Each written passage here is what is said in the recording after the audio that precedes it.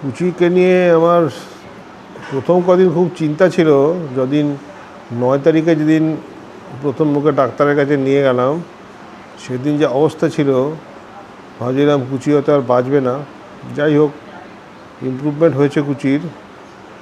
এখন কুচি চোখটা শুধু সমস্যা, চোখটা এখন কর্নিয়াল ইডিমাটা এখনও কমেনি। বাকি ওর ব্রেনটা কিছু কিছু কাজ করছে, আর ওর মাসল উইকনেসটা এখনও যায়নি, উবুল করছে হাঁটার সময়। তো এখন চোখটা ঠিক হয়ে গেলে পরে আর মাসল স্ট্রেংথটা ফিরে আসলে পরে কুচি উইল বি অল রাইট। আমার মনে হয় আরও 7-10 দিন লাগবে। তো দেখা যাক, ডাক্তারের সাথে আরও আজকে তো কথা বললাম। তো বললে অ্যান্টিবায়োটিক একদিন করে দেবে। তো দেখি একদিন করে দেওয়ার পর কী দাঁড়ায় দেখি। কুচি যদি ভালো হয়ে যায় তাহলে এর থেকে ভালো কিছু হয় না।